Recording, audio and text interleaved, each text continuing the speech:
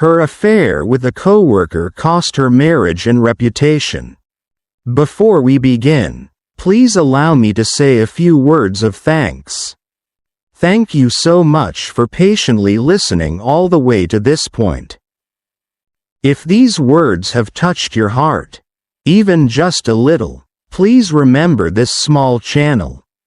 Don't forget to hit like or subscribe, and we'll see each other again very soon. Now, let's begin today's story.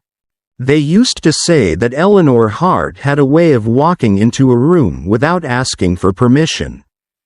Not because she was loud or dramatic, but because she carried a quiet gravity that made people look up from their phones and half-finished thoughts. And for 13 years of marriage she believed that gravity was something her husband Daniel understood better than anyone else.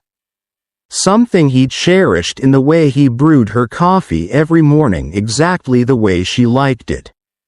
Black with a single sugar stirred slowly so it dissolved without a sound. In the way he used to reach for her hand in crowded places as if the world might steal her away if he didn't anchor her.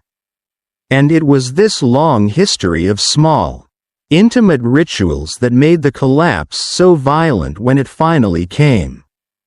Because nothing ended with a single scream or a dramatic door slam. It ended with silence, with glances held half a second too long, with messages erased and meetings that ran late, with Eleanor sitting alone at their kitchen table one winter evening. The hum of the refrigerator filling the space where her certainty used to live.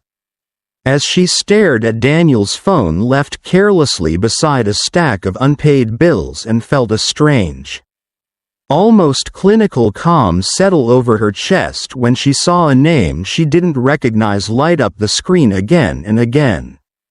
Mark Reynolds.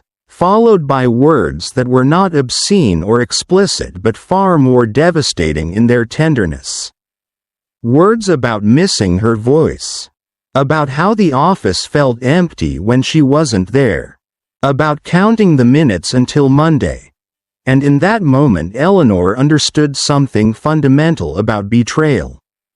That it rarely announces itself with vulgarity. That it often arrives dressed as emotional intimacy, wearing the face of someone who listened when a marriage grew tired of listening to itself. She didn't cry then, not immediately, because Eleanor had always been the kind of woman who processed pain the way others processed information. Slowly, deliberately, filing details away before allowing herself to feel. And she began to notice everything with an almost painful clarity. The way Daniel avoided her eyes that night. The way he spoke too carefully as if each word had been rehearsed. The way he touched her shoulder instead of her waist when he passed behind her. And the way, when she finally asked him if there was something he wanted to tell her. His face carried not guilt but relief. As if her question had freed him from a role he was no longer willing to play. The confession didn't come all at once. It came in fragments, pieces of truth offered cautiously like stepping stones across a river. He said it started at work. That she wouldn't know Mark because he was new. Transferred from another branch. That it was just conversations at first. Lunch breaks that ran long. Shared frustrations about deadlines and management. That Eleanor had been distant lately. Not unkind but distracted. Always tired. Always thinking about something else. And as he spoke Eleanor felt the familiar, dangerous pull of self-blame creeping into her thoughts. The instinct to inventory her own failures. To wonder if she really had been absent. If her late nights and early mornings. Her quiet exhaustion. Her desire for solitude after years of carrying emotional labor had somehow given him permission to step outside the vows they once spoke with such confidence. But she stopped herself. Because Eleanor was not a woman who confused explanation with justification.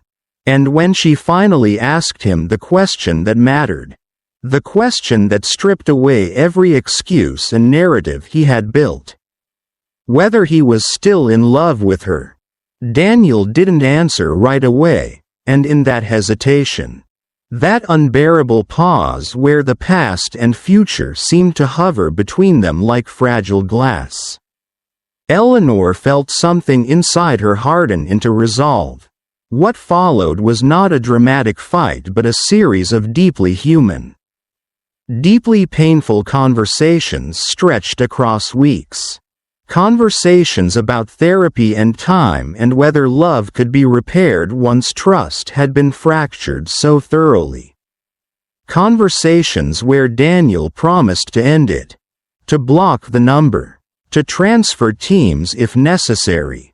And conversations where Eleanor listened and nodded and asked practical questions even as something inside her whispered that the man sitting across from her was no longer the same one who had once vowed to choose her every day.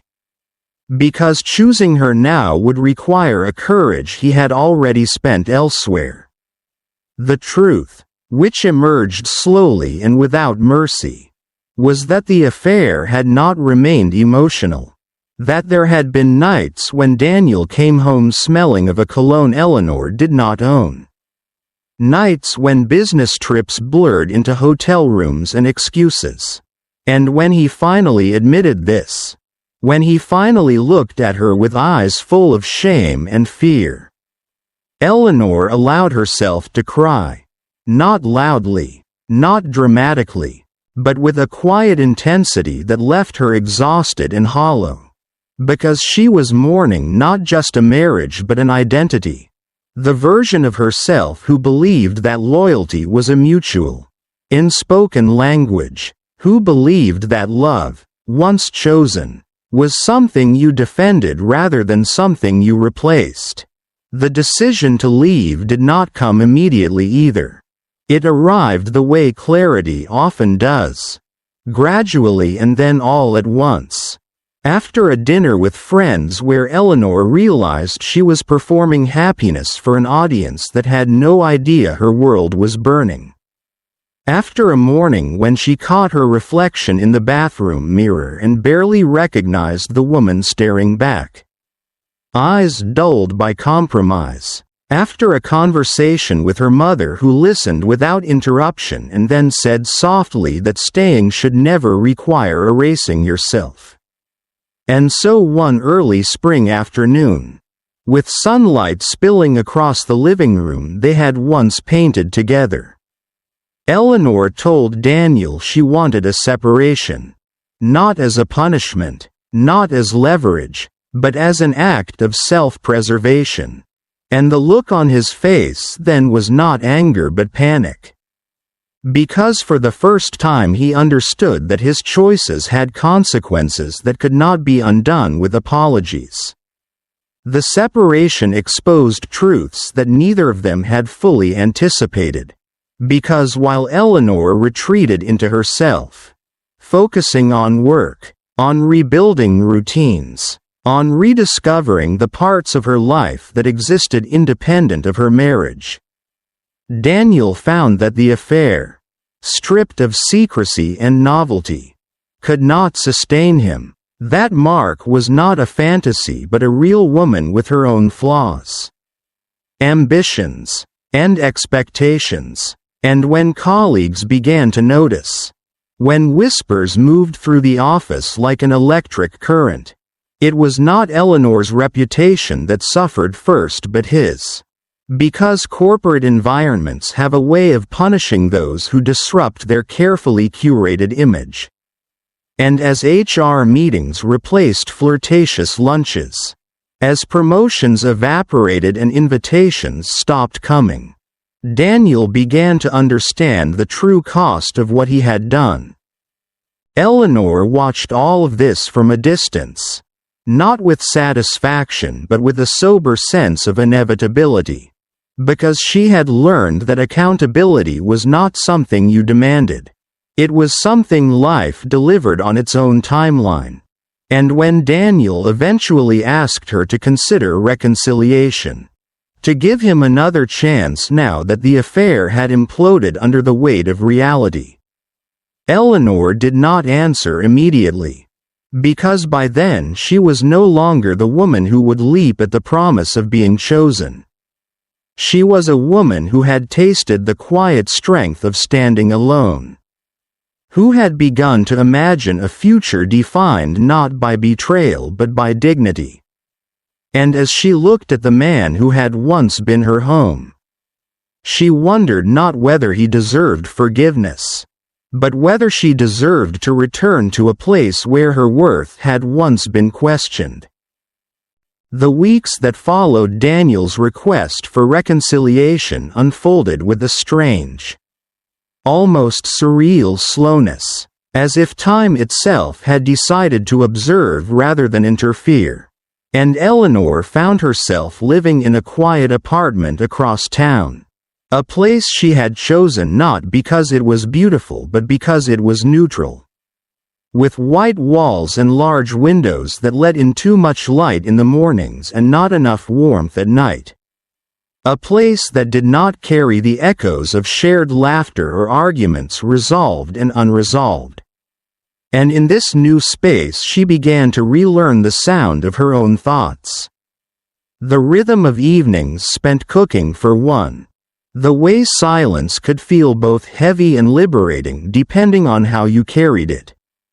And it was here, in the absence of Daniel's presence, that Eleanor understood how much of herself she had slowly folded around the contours of her marriage, smoothing her edges to fit a life that now felt oddly incomplete but also strangely honest. Daniel called often at first. Sometimes to talk, sometimes to apologize again in words that sounded sincere but exhausted, sometimes just to ask how her day had been as if normalcy could be reconstructed through routine. And Eleanor answered when she felt strong enough, keeping her voice steady, asking him questions that were careful and precise, because she was no longer interested in emotional chaos. She wanted clarity, and clarity, she had learned, often came from listening more than speaking. He told her about work, about the transfer that never happened because management had decided his presence was a liability rather than an asset. About Mark's sudden coldness now that secrecy was gone. About the way colleagues who once laughed easily around him now measured their words. And Eleanor listened without interruption. Not because she owed him empathy but because she wanted to understand the full shape of the man he had become. The consequences etched into his daily life. And whether remorse was something he carried even when no one was watching. Meanwhile, Eleanor's own life was quietly shifting. Not in dramatic leaps but in subtle realignments. Because she began to invest her energy differently, saying yes to invitations she would have once declined, reconnecting with friends she had unintentionally sidelined, rediscovering a competence and confidence at work that had been dulled by years of prioritizing domestic stability over personal ambition. And when her manager mentioned a leadership role that would require travel and longer hours, Eleanor surprised herself by agreeing to consider it, feeling a flicker of excitement rather than guilt, because there was no longer anyone at home waiting for her to make herself smaller. It was during one of these late evenings at the office, surrounded by half-packed boxes and the low hum of fluorescent lights, that Eleanor first felt the full weight of her reputation shifting. Not in scandal but in quiet admiration. Because while Daniel's affair had become a cautionary tale whispered in professional circles, Eleanor's response had been noted for its restraint. her refusal to engage in public blame or emotional spectacle marking her as someone with composure and self-respect.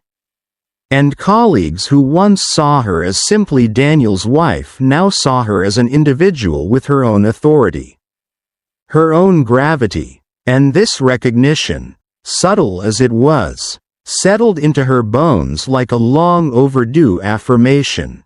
Daniel noticed the change too. Not through gossip but through the way Eleanor spoke now.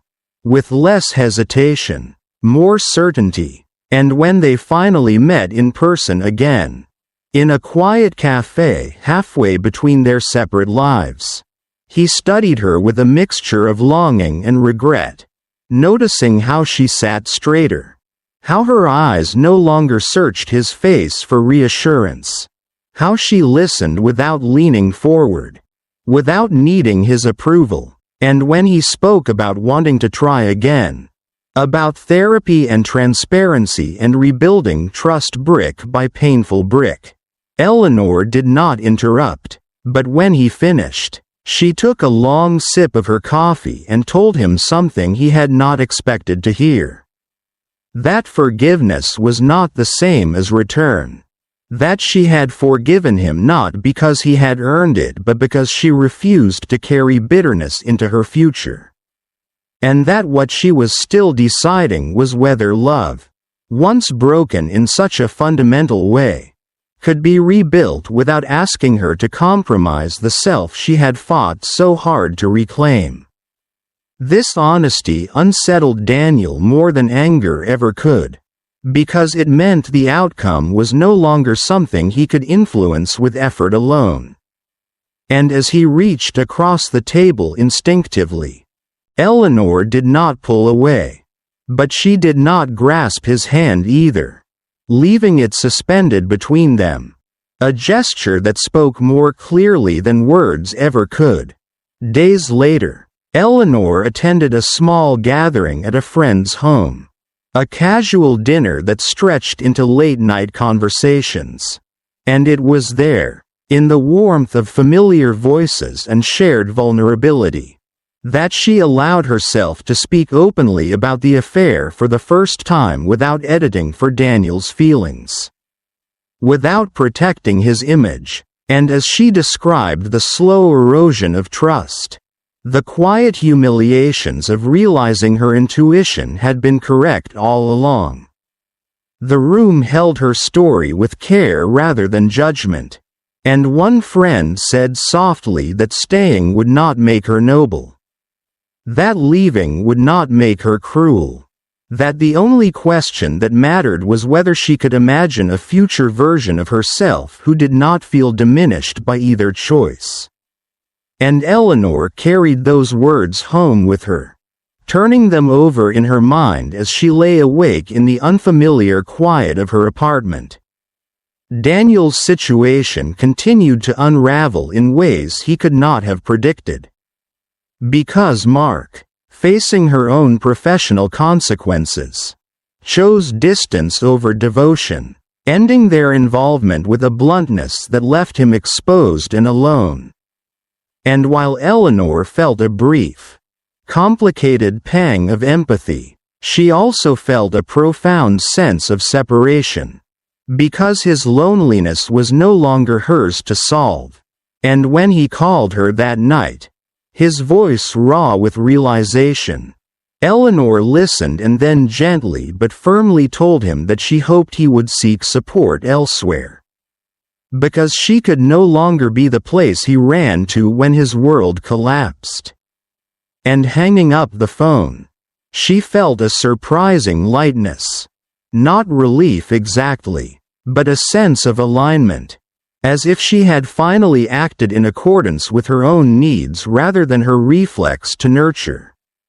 The decision, when it came, arrived quietly on a Sunday morning as Eleanor walked through a park near her apartment, watching families and couples pass by, noticing not envy but curiosity, wondering what kind of partnership she would choose if she ever chose one again. And in that moment she understood that happiness did not require returning to the past. That dignity did not demand isolation. That love, if it came again, would need to meet her where she now stood rather than where she had once been. And later that day, when she told Daniel that she was ready to finalize the divorce, her voice did not shake. Because she was not ending something out of anger or despair. She was closing a chapter with intention, offering him compassion without offering herself as collateral. The legal process was efficient, almost anticlimactic, because there was little left to fight over. And as papers were signed and lives untangled, Eleanor felt a steady sense of forward motion. Aware that grief and growth were not mutually exclusive, that she could mourn what was lost while still honoring what she had gained.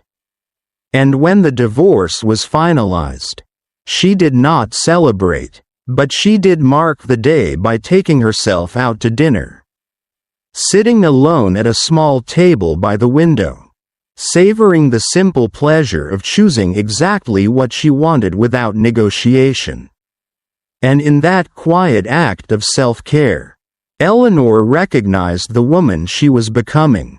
Not hardened, not cynical, but unmistakably whole. Life after the divorce did not transform overnight into something radiant or effortless. But it did become honest in a way Eleanor had not experienced in years. Because each day now belonged entirely to her. With no need to negotiate her emotions or dilute her ambitions to preserve domestic peace. And she discovered that freedom, while empowering, also demanded accountability, forcing her to confront habits and fears she had once hidden behind the shared identity of marriage. And it was in this space of solitude that she began to understand how deeply the affair had altered her internal landscape. Not by breaking her, but by sharpening her awareness of what she would no longer tolerate. Work became a grounding force, not as an escape but as a structure. And when the leadership role was formally offered, complete with travel and a team that would report directly to her, Eleanor accepted without hesitation, surprising even herself with the ease of the decision. Because there was no one left to resent her success or feel threatened by her independence. And as she stepped into meetings with a new authority, she noticed how often women apologized for taking up space, how frequently they softened their language to appear agreeable, and she made a conscious effort to speak plainly, to occupy her role fully. Understanding that confidence did not require aggression, only clarity, Daniel receded from her daily life gradually rather than abruptly, his messages becoming less frequent, his presence shifting from central to peripheral. And when they did speak, their conversations were courteous, almost distant, stripped of intimacy but not of respect. Because Eleanor had insisted on a boundary that protected her progress. And Daniel, forced to confront the aftermath of his choices without the comfort of her emotional labor, began a quieter, more private reckoning, one that Eleanor observed only indirectly through mutual acquaintances who spoke of his job change, his move to a smaller apartment, his attempts at therapy. And while she wished him no harm, she no longer felt responsible for his healing. It was during a work trip to the East Coast, in a city she had visited many times before but never truly seen, that Eleanor experienced a moment of unexpected clarity. Standing alone on a hotel balcony overlooking a river that moved steadily beneath a sky heavy with early evening light. And she realized that for the first time in years, her future felt expansive rather than predetermined. that she was no longer measuring her choices against a shared timeline.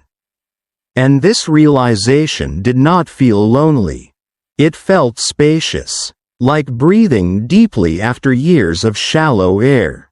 Relationships, when they appeared again in her life, did so gently and without urgency, because Eleanor was no longer searching for completion but connection, and she approached dating with a curiosity tempered by discernment, noticing how easily she could now identify emotional unavailability, how quickly she withdrew from situations that demanded silence in exchange for affection.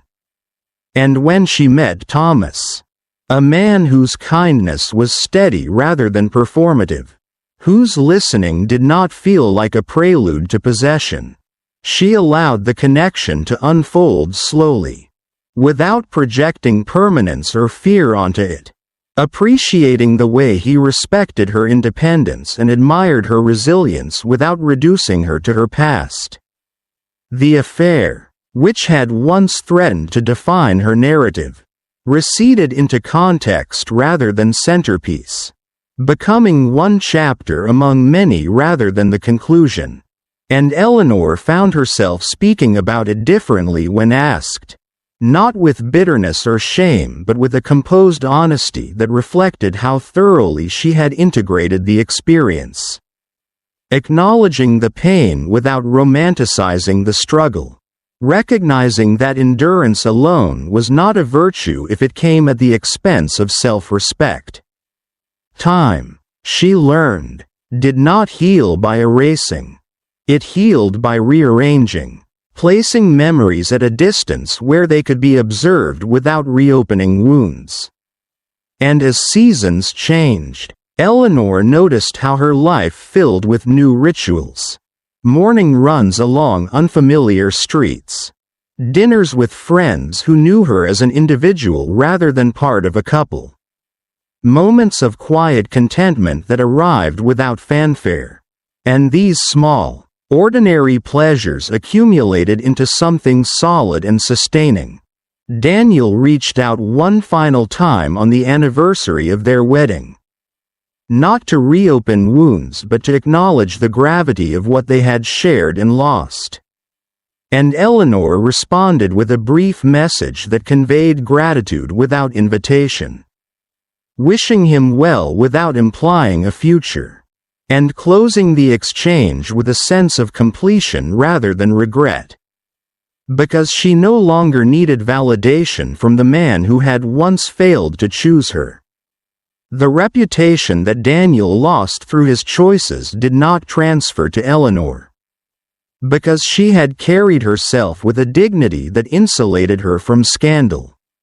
And in professional and social spaces alike, she was known not as a woman who had been betrayed but as a woman who had navigated betrayal without surrendering her values.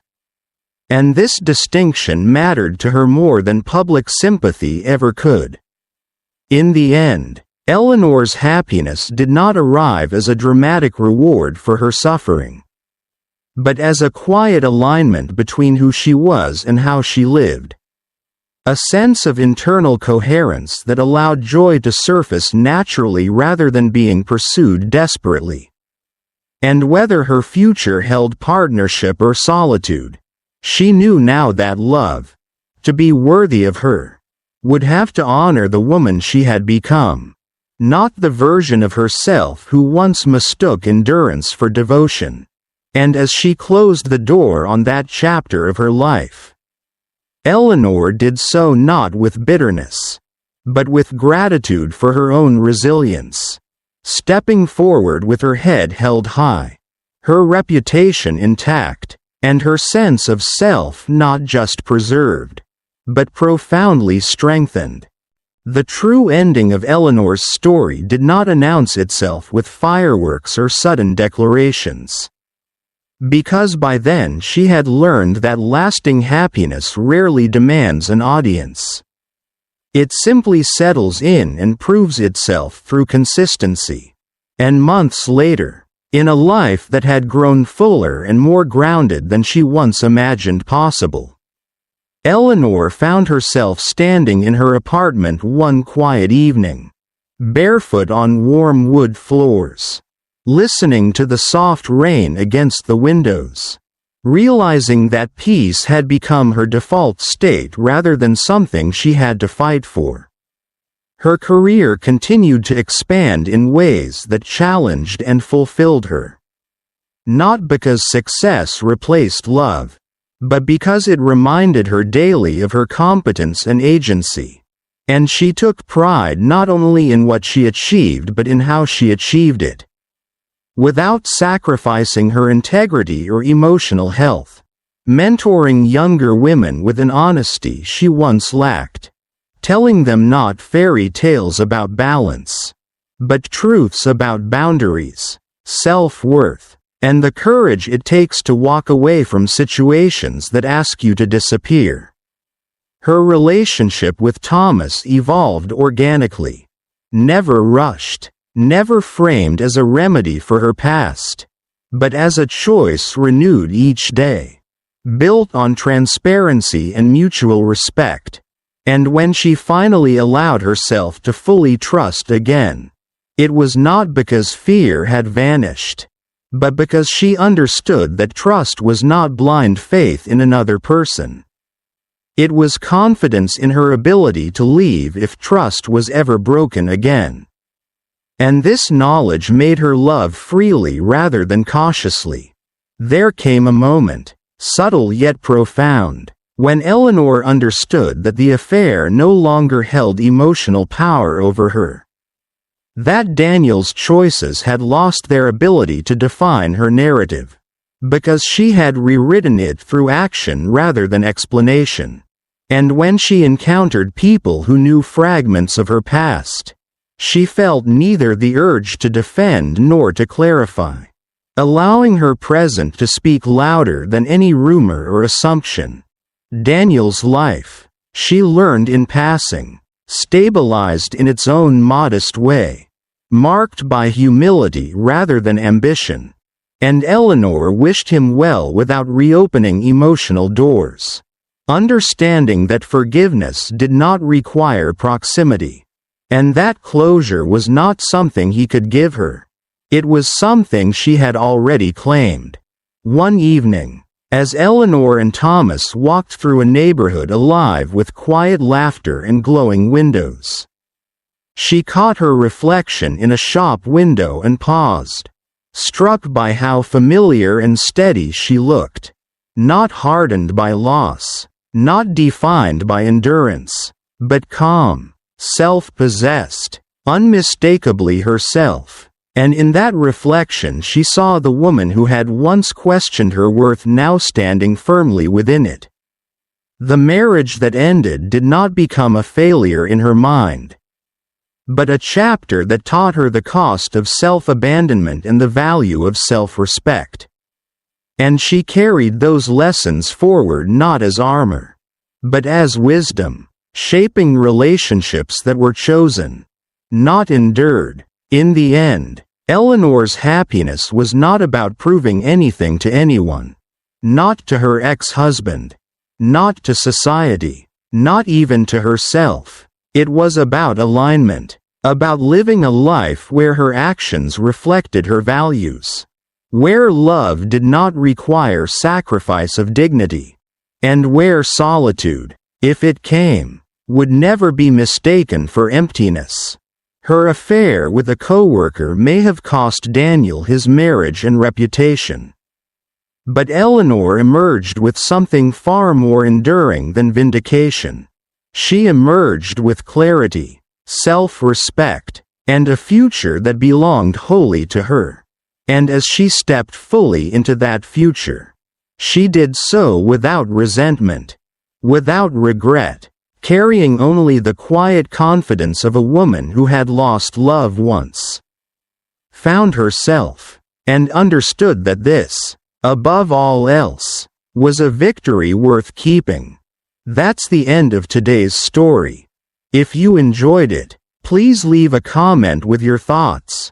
Like the video, and subscribe to the channel. Thank you.